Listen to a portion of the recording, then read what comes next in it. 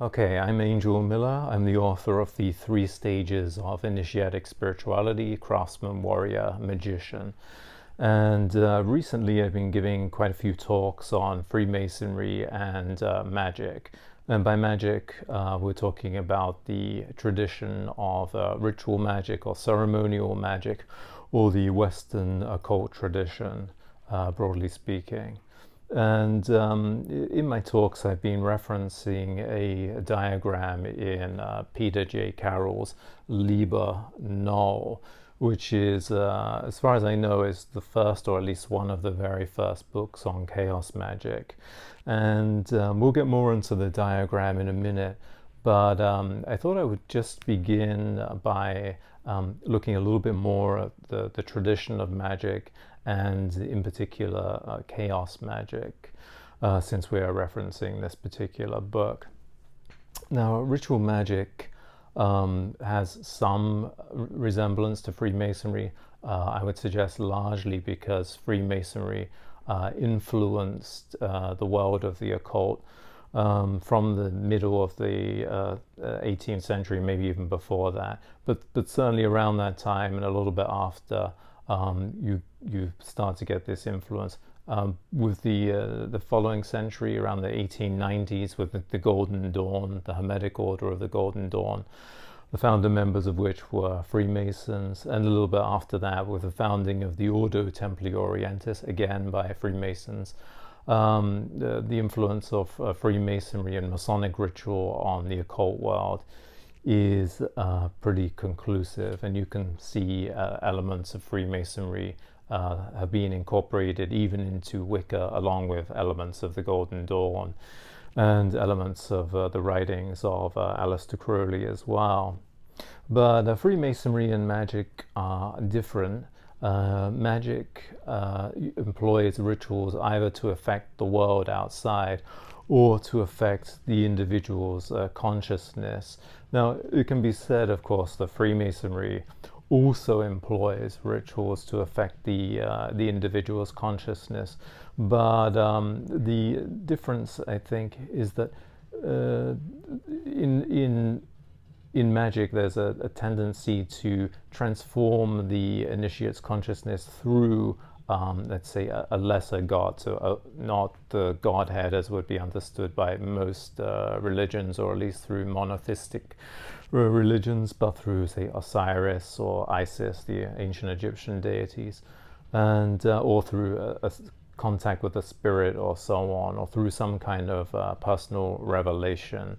Whereas the transformation of the Freemason primarily takes place over a long period in the world by applying Masonic principles, such as dividing the day into eight into three, with 8 hours for work, 8 hours for rest and recreation, and 8 hours for the God or the divine, and so on.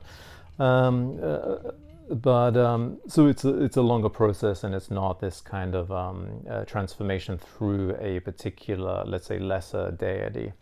Now, magic has a long tradition, probably as long as humanity has really been conscious of itself. And the earliest manifestation, as we know, or as we refer to it, is really shamanism. So you have in sort of ancient tribal societies the shaman, or the quote-unquote wizard priest, who is involved with the healing of the sick, or casting out spirits from the sick person, or casting out spirits who are causing mischief in the environment, and so on. But there's certainly a big emphasis on healing of the sick. And we have other manifestations of this throughout history. Witchcraft, partly to do with spells, changing the outside world in some way, but also with healing, particularly through herbalism. No, in modern times, magic has tended to divide itself into high magic and low magic. So that would be more low magic, working outside in the world, influencing the world. But high magic has tended to be seen as this transformation of the self through various deities, or through spiritual forces often associated with the Kabbalah or the Kabbalistic tree of life. And so chaos magic, as I mentioned, we've been looking at the book Liber Null by Peter Carroll, one of the earliest works on chaos magic. And chaos magic really emerged around the late 1970s. And prior to this, the tradition of magic in the West, at least through the 20th century, was much more influenced by the Hermetic Order of the Golden Dawn and the Ordo Templi Orientis. The Hermetic Order of the Golden Dawn itself was structured largely around the Kabbalah or the Kabbalistic tree of life, originally a Jewish mystical system or Jewish philosophical system, and later incorporated into Christian theology, and from there incorporated into sort of Hermeticism and more avant-garde forms of spirituality, maybe drawing on alchemy and later on drawing on a whole host of other traditions. So it goes really from Judaism to Christianity to the occult world proper. And it's highly technical. It's often involved with god names and angelic names and so on, numerology, and is highly complex. And again, with the Ordo Templi Orientis, although probably less of an emphasis on the Kabbalah, nevertheless, it's very structured. The rituals are based on Freemasonry, but highly structured if it's being carried out as intended. But chaos magic during the 1970s made a conscious break with this more structured form of magic, largely what we would call high magic, and drew on various things. As the diagram describes, shamanism, witchcraft, the Hermetic Order of the Golden Dawn, Aleister Crowley, and so on. But it was really characterized by experimentation and an emphasis on belief. So the idea was for chaos magic that belief is a tool, that the practitioner can believe something for a certain amount of time, and this belief will affect their actions or will affect the ritual work that they are doing, and this in turn will affect the sort of cosmic law, which will sort of turn and shape events in the world outside or within the consciousness of the individual itself, and that this will have some kind of permanent effect. And so let's say the person wanted to become braver, for example. So they might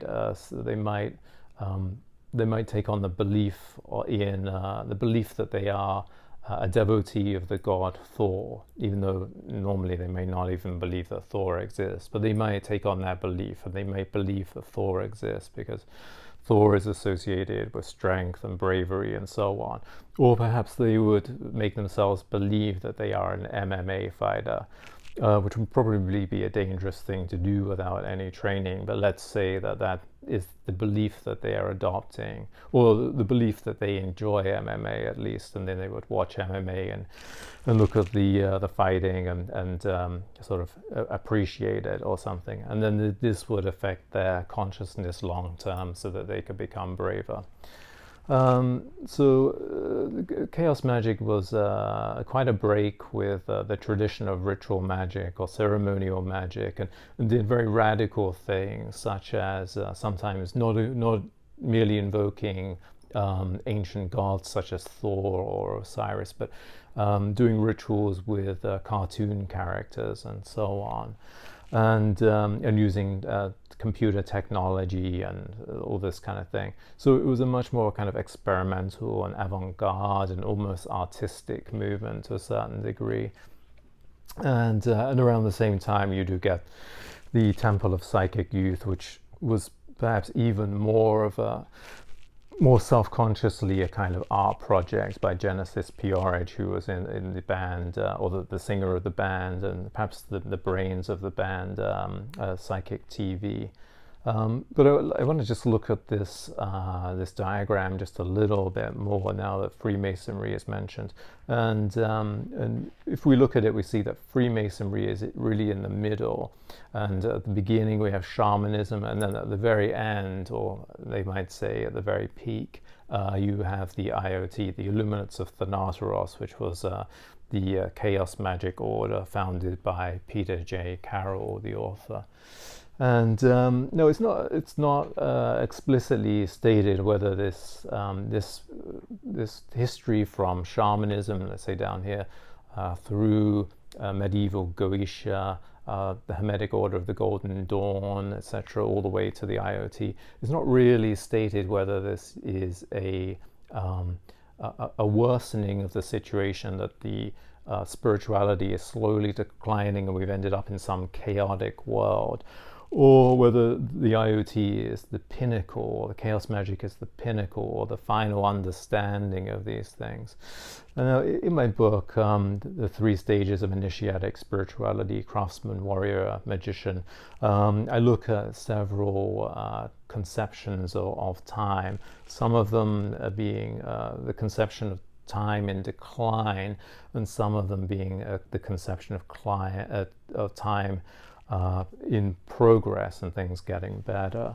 And just to quickly name a few or a couple, you have the Hindu notion of the yugas, and the yugas begin with the Sattva Yuga, the golden age when everything is in harmony, and declines and declines until we end up in the Kali Yuga, the time of darkness and of material darkness, when spirituality is really declined to a point where the world is in a kind of traumatic state, where the corrupt are elected to positions of power.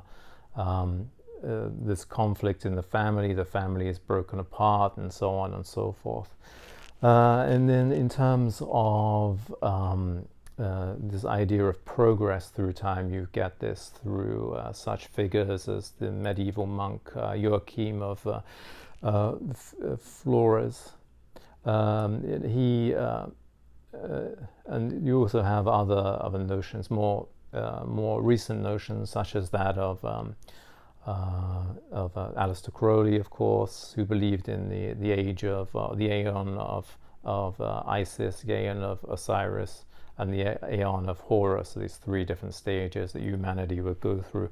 And in the final stage, the individual becomes sort of fully awakened to his own nature and his own desires and his own individuality. And with someone like Jean Gebser, again, you have this idea that mankind's progress through certain stages, the magical, mythical, rational, and so on. And so it could be either way that this map is describing the situation. Perhaps we have declined, perhaps shamanism is the golden age, and all of these other manifestations, Goetia, Sufism, Tantra, the Hermetic Order of the Golden Dawn, perhaps these are all attempts to capture the golden age. Or alternatively, perhaps there is a progress, and that the shamanism is the most basic, but is also the least self-conscious, the least really aware of what it is doing consciously, and then all of these other manifestations, one after the other, each is say more conscious of the spiritual, more conscious of what is beyond the material, so that there is a progress until finally we get into the individuality of chaos magic. So it could be either way. It is not really spelled out in this. And occultists, modern occultists, including Aleister Crowley, have perhaps had different views on this, and not ones that we would necessarily expect. Crowley, considered to be a bit of a rebel and an anarchist, seemed to believe that the world was in collapse, and that the best of what was available needed to be saved for future generations. And he would think that you would do this through the Ordo Templi Orientis, which he became the head of. And the Ordo Templi Orientis is really now inseparable from Crowley, although he was not one of the founders. Looking at this map, let's just ask why Freemasonry is there and how accurate is this. Now, this map or this diagram that's included in Liber Null is 40 years old right now. So I'm pretty sure that Peter Carroll would tweak this if he were to reproduce it today, or he probably doesn't agree with all of it. There are certainly quite a few problems in this map. Maybe some things are left out, maybe some things are joined up in ways that they shouldn't be. For example, John Dee is seen as an influence on Freemasonry here, as is medieval Goetia. That's much more questionable than some other associations. Hermeticism is seen as an influence on Freemasonry via Rosicrucianism. Actually, Hermeticism and alchemy really had a direct influence on Freemasonry during the 18th century, as did Rosicrucianism, and they were often associated as they are today. But so you could draw a direct line from Hermeticism, alchemy to Freemasonry, and there isn't one. That's not really a major issue, I would say. You could include other influences. For example, you might include runes. I'm not sure exactly where this would fit in, or Norse religion. And you do find some connections even with Freemasonry in the modern era, not in antiquity. For example, in one rite, the rite of Memphis-Misraim, of which there were many versions. But in one rite, there's a degree called the degree of, or the Knight of Scandinavia, which essentially role plays Norse mythology and the god Odin in particular, and the initiate is given a quote-unquote cipher, which is the 16-rune Younger Futhark. And again, the Memphis-Misraim is not considered regular by regular Freemasons today. It's quite an unusual rite. It's difficult to find. It's not necessarily superior to regular Freemasonry, although there's often a kind of glamour attached to these more obscure rites. But that would be one connection you could make, a very minor one. But you could also draw a line between Freemasonry and Wicca, and Wicca isn't really here unless you consider it to be witchcraft. But then you might want to join it up in a slightly different way. Peter Carroll is suggesting it comes right out of shamanism with the influence of medieval Goetia. And there are other influences on Wicca. And then in this diagram, you can see that Freemasonry has influenced the Ordo Templi Orientis, that is correct, influenced the Hermetic Order of the Golden Dawn, and these have both influenced Crowley. You could also say Crowley influenced the OTO. And there are, other things that are going around during the 18th century, 19th century, so other influences as well in the 20th century. Maybe we'll go into those at another time. It's certainly a very curious diagram, and of course it does kind of position the Illuminates of Thanateros as the inheritor of all of these traditions. That may not be entirely accurate.